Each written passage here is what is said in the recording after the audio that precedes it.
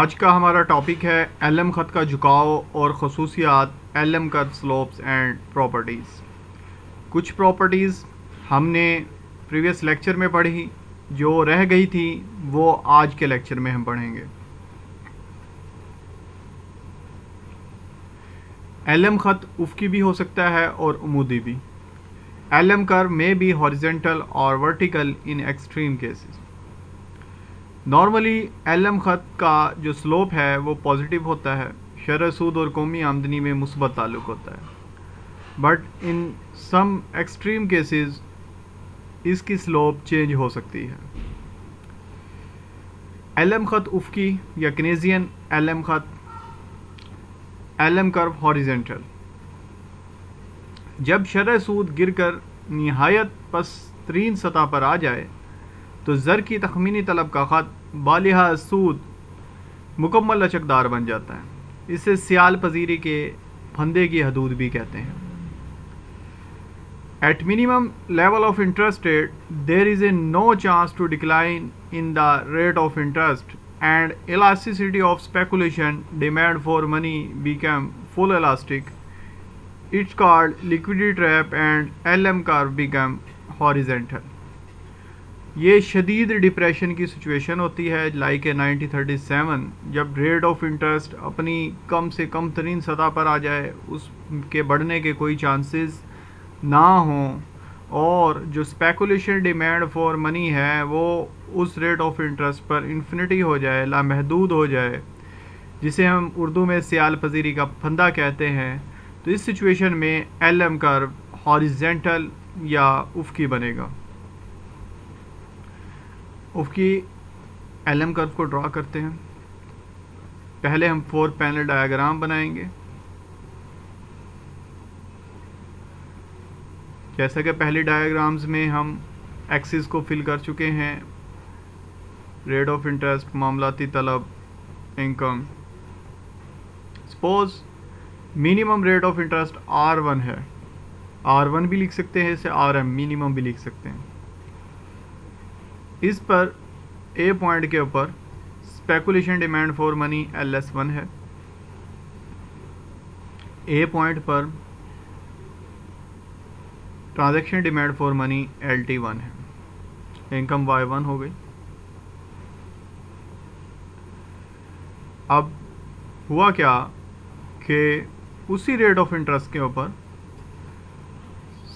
Speculation demand for money बढ़ गई, यानी कि लोग डिमांड कर रहे हैं, मनी की ज़्यादा डिमांड कर रहे हैं। हम पॉइंट बी पर आ गए, LS बढ़ गई है, LT कम हो गई। पॉइंट बी पर LT कम, इनकम भी क्या हो गई है, कम हो गई है।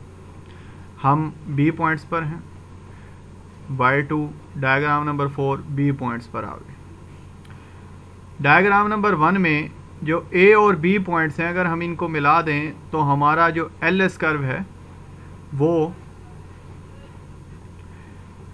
हॉरिजेंटल बनेगा। डायग्राम नंबर 2 में ए और बी पॉइंट मिलाने से money demand and is equal to money supply का कर्व। डायग्राम नंबर 3 में ए और बी पॉइंट को मिलाने से ट्रांजैक्शन डिमांड कर्व। और डायग्राम नंबर 4 में अगर ए और बी पॉइंट्स को मिलाएं तो हमारे पास LM कर्व आ गया। अब देखें कि जैसी slope speculation demand for money की है, वैसी ही स्लोप हमारे पास LM कर्व की है। तो ये शदीद डिप्रेशन की सिचुएशन है अकॉर्डिंग टू केन्स। जब रेट ऑफ इंटरेस्ट मिनिमम होता है आपका, लोग मनी की डिमांड को बढ़ा देते हैं, और जो आपका LM कर्व है वो भी हॉरिजेंटल हो जाता है, जिसे हम लिक्विडिटी ट्रैप या सियाल फजीरी का फंदा कहते हैं। नेक्स्ट, LM ख़त अमूदी या क्लासिकल LM ख़त, LM कर्व वर्टिकल और क्लासिकल LM कर्व। क्लासिकल के मुताबिक शरह सूद का ज़र की तलब के साथ कोई ख़ास ताल्लुक़ नहीं होता। ज़र की तखमीनी तलब का ख़त बालिहाज शरह सूद मुकम्मल गैर लचकदार होता है, यानी कि शरह सूद कम हो ज़्यादा हो, ज़र की तलब के ऊपर कोई फ़र्क नहीं पड़ेगा।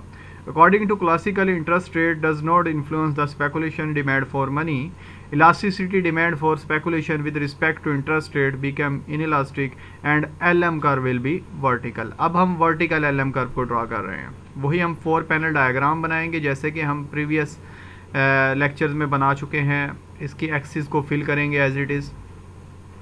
Suppose rate of interest R1 है, R1 के ऊपर पॉइंट A के ऊपर speculation demand for money LS1 है, ट्रांजैक्शन LT1 है, इनकम Y1 है.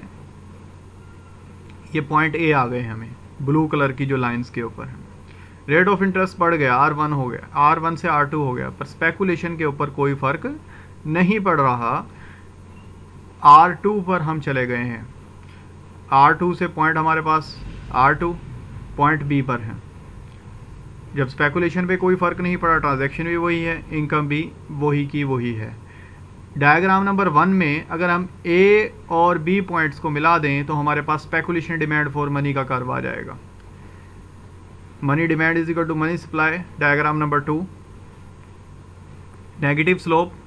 डायग्राम नंबर 3 LT वही पॉजिटिव स्लोप. डायग्राम नंबर 4 में A और B पॉइंट्स को मिलाने से LM कर्व हमारा क्या हो गया, वर्टिकल हो गया. ये क्लासिकल का एक्सट्रीम केस है, यानी कि फुल एम्प्लॉयमेंट को शो कर रहा है LM का वर्टिकल कर्व. नेक्स्ट देखते हैं. LM खत की तीनों हालतों को दर्ज शक्ल से जाहिर किया जा सकता है. रेट ऑफ इंटरेस्ट, इनकम, ये तीनों LM कर्व इस डायग्राम में बनाए गए हैं. पहला portion extreme Keynesian case, liquidity trap situation, जो कि हमने उफकी LM खत बनाया है, पॉजिटिव नॉर्मल रेंज, और जो वर्टिकल है वो क्लासिकल रेंज है. यानी कि जो हमने पीछे जितने भी LM कर्व की जो शेप्स पढ़ी हैं उन सब LM कर्व को इस डायग्राम में शो किया गया है. LM खत के बाईं जानिब ज़र की तलब के मुकाबले में ज़र की रसद ज़्यादा होती है, जबकि दाएं जानिब ज़र की रसद के मुकाबले में ज़र की तलब ज़्यादा होगी. Any point above or below the LM curve show the disequilibrium in the money market. Above the LM curve excess supply of money and below the LM curve excess demand for money. यानी कि LM के हर नुक्ते के ऊपर तो ज़र की तलब और ज़र की रसद, मनी डिमांड और मनी सप्लाई इक्वल होती है. जैसे कि LM कर्व है, इसका कोई भी मैं पॉइंट ले लूँ तो जिस तरह ये पॉइंट मैं लेता हूँ, इस पॉइंट के ऊपर money demand is equal to money supply है. बट अगर हम इसकी लेफ़्ट साइड पर देखते हैं, उधर क्या होगी, एक्सेस सप्लाई ऑफ मनी होगी, यानी कि मनी सप्लाई ज़्यादा होगी, मनी डिमांड कम होगी. और राइट साइड पर मनी डिमांड ज़्यादा होगी और मनी सप्लाई कम होगी.